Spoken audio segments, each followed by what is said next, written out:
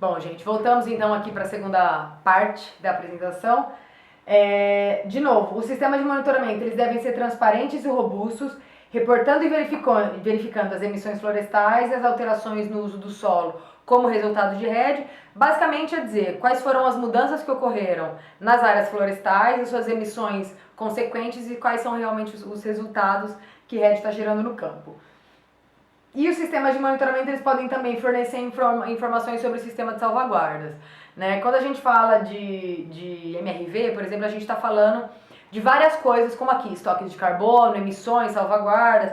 Ele é um sistema mais amplo, né? Porque muitas vezes a gente pode entender monitoramento apenas como desmatou ou não desmatou, né? Mas é importante dizer que para essa questão do RED nacional e para as questões da convenção, esse MRV ele é mais amplo, né? Também engloba outras questões.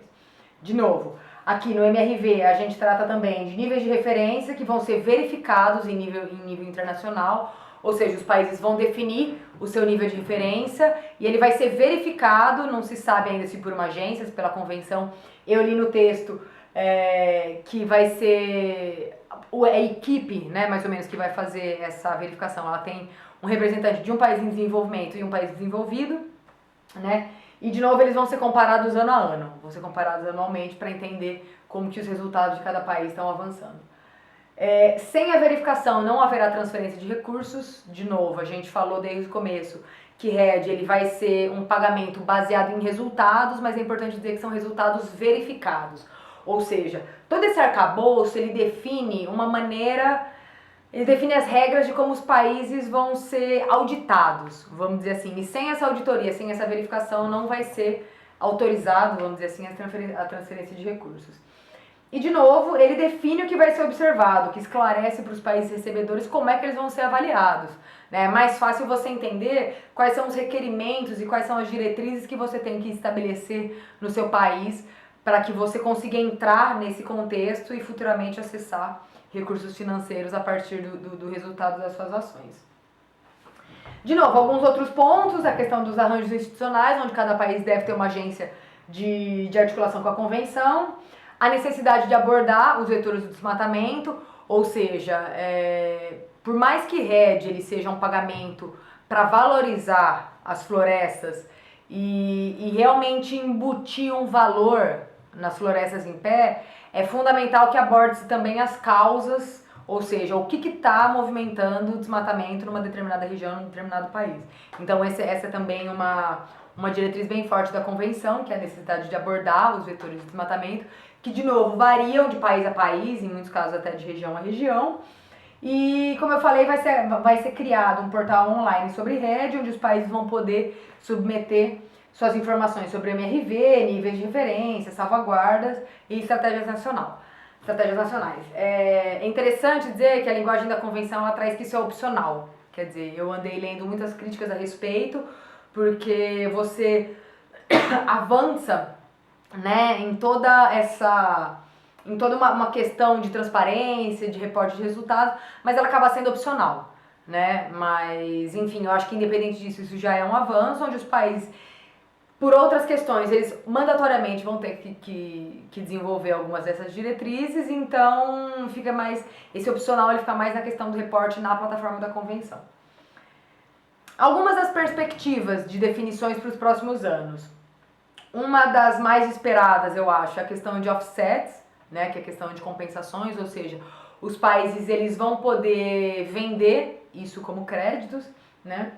Isso tem implicações diretas à fonte de recursos, né? Ou seja, se os países tiverem metas, eles vão poder compensar parte dessas metas com créditos oriundos de atividades de RED em países do Sul, né? Essa é uma pergunta que ainda a gente espera que seja definida logo, porque isso tem implicações diretas na questão de financiamento e na questão das fontes de financiamento também. Como eu falei, o governo brasileiro ele sempre se mostrou contrário a essa questão de RED como compensações e espero que o pessoal do governo federal que esteja presente consiga falar um pouquinho a respeito. As questões financeiras como níveis de demanda, compromisso dos países, ou seja, a gente está falando de RED como um instrumento para ajudar os países a implementarem suas ações de conservação florestal e para ser realmente um mecanismo de valorização da floresta em pé.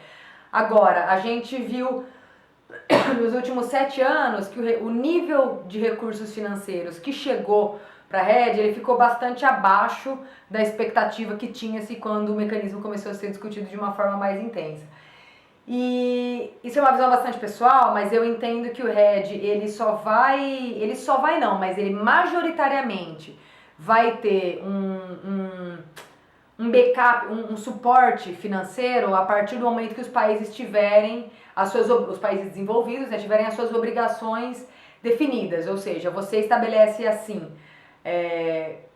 quem vai dar e quanto vai dar, né? Eu acho que na questão, por exemplo, até do mercado de carbono, realmente, é difícil você estabelecer uma demanda de larga escala sem que seja obrigatório que alguém compre isso, né? Quer dizer, os países estão começando a gerar um volume de reduções de emissões bastante grande, mas ainda não tem uma obrigatoriedade de quem compre isso, né? Então eu acho que realmente essa lacuna principal do fluxo de recursos, ela vai vir a partir do momento que os países tiverem seus compromissos definidos.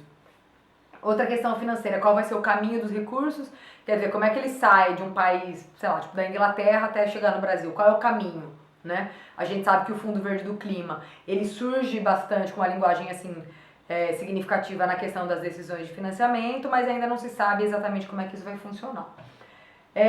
De novo, as previsões concretas sobre recebimento de recursos, né? De novo, eu acho que esse pacote ele tem uma vantagem muito interessante, que é de definir pagamentos para as diferentes fases, tanto a fase de resultados quanto a fase de preparação.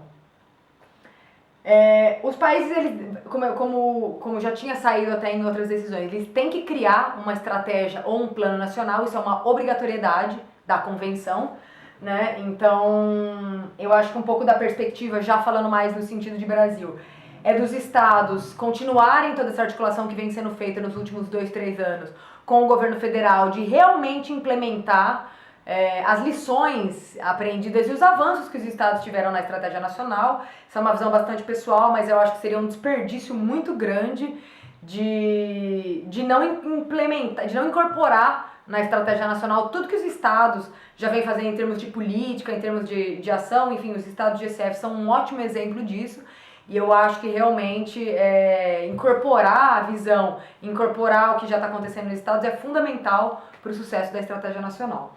E, de novo, garante o papel ativo dos estados nas decisões e estruturas de recebimento de recursos também, porque isso tem implicação direta em como esse sistema todo vai funcionar no Brasil.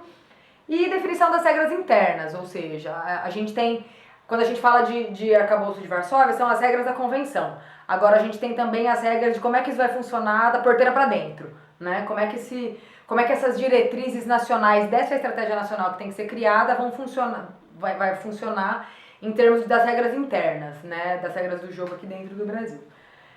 Uma das questões interessantes do Brasil já tem o PRODES, né? Acho que falta ainda a gente avançar um pouco mais no monitoramento dos outros biomas. Na verdade, aqui falta monitorar Cerrado. O Cerrado já é monitorado, mas acho que você tem um sistema que seja realmente tão robusto quanto o PRODES para outros biomas. E, de novo, tem a questão dos países poderem definir o que é floresta. Um caso interessante, por exemplo, é Mato Grosso, que tem 3 biomas diferentes, os 3 com florestas, mas com florestas diferentes entre si. Ou seja, é muito importante que todo esse contexto ele esteja capturado dentro de uma questão de RED para você não proteger um lado e acabar deixando o outro lado desprotegido.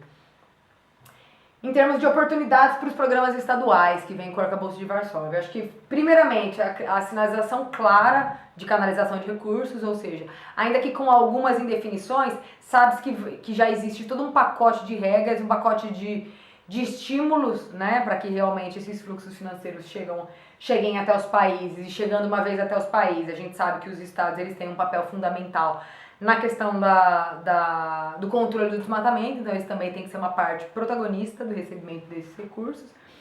Acho que, de novo, é importante aproveitar os avanços políticos e os espaços existentes no mercado voluntário e outras oportunidades de financiamento, que eu acho que, ainda que o mercado voluntário ele aconteça fora da convenção, uma sinalização clara como essa, que acho que fortalece o mecanismo como um todo, ela pode também abrir novas oportunidades nesse sentido. A oportunidade de influenciar a construção da estratégia nacional, né? De novo, Eu entendo que cada país ele pode definir as suas regras internas, contanto que tudo que se relacione à convenção cumpra com as diretrizes estabelecidas nesse pacote. Não sei se o pessoal do MMA ou enfim outras pessoas que vão participar enxergam isso diferente, essa é a maneira que particularmente eu entendo. E, de novo, eu acho que RED ele tem a grande sacada, que é você criar um arcabouço político interconectado, onde RED ele é um dos instrumentos que fortalece toda uma série de políticas ambientais, ou seja, ele fortalece a economia e o meio ambiente do Estado de diversas maneiras, né? Ele não é um fim em si, ele é um instrumento que pode fortalecer várias outras questões. Nem tudo são flores, né? Existem muitos desafios. Eu acho que o acesso a recursos internacionais de larga escala, né, é um deles. O Brasil ele não se encaixa tanto nesse contexto, que a gente já tem algumas fontes de recursos acontecendo. De novo, a convenção ela menciona apenas o nível nacional. E, de novo, eu entendo que, então, a oportunidade de financiamento dentro deste contexto, ela está muito embasada, ela vai ter que estar muito prevista na estratégia nacional e, obviamente, a oportunidade nessas regras internas. Os mercados voluntários, que eu acho que ainda são, sim, uma opção interessante aí nessa medida interina, até que essas coisas estejam melhores definidas. Eles têm regras complexas, por exemplo, o VCS, né, a gente tem aí o estado do Mato Grosso e o estado do Acre, que estão já bastante avançados nesse processo, o Amazonas também, sabe que não é um documento onde você senta na cadeira e escreve depois de uma semana, né? Ou seja, ele tem requerimentos que são realmente complexos e que exigem um trabalho bastante significativo. A gente tem Amazonas trabalhando há vários anos, o Acre também, desde o CISA em 2010, mais especificamente, embora o programa tenha começado antes. Ou seja, é um trabalho que não é tão simples e que realmente existem aí requerimentos metodológicos que não são muito triviais. E um dos desafios, eu acho que os estados podem falar disso muito melhor do que eu, é efetivamente a integração de divisões comuns na estratégia nacional. Eu venho acompanhando já essa discussão entre o governo federal e governos estaduais, e a gente sabe que existem algumas divergências em alguns pontos de visão, mas eu acho que essas divergências elas podem representar uma oportunidade, né, e não um empecilho, para a gente conseguir criar realmente uma estratégia que seja benéfica para o Brasil como um todo, para o Brasil país e para o Brasil composto por todos aqueles que têm seus esforços, que vem implementando esforços para reduzir o desmatamento, onde eu entendo que os atores principais são os governos estaduais, realmente. Bom, gente, queria agradecer pela atenção. Espero que pelo menos com o vídeo, eu sei que é diferente de falar pessoalmente, mas espero que a mensagem tenha sido passada. Novamente, fiquem completamente à vontade para entrar em contato caso tenha alguma pergunta. Queria agradecer novamente o convite do IDESAN, do GCF, e espero que tenha sido um pouquinho esclarecedor. Desejo a vocês um bom treinamento e seguimos em contato. Muito obrigada.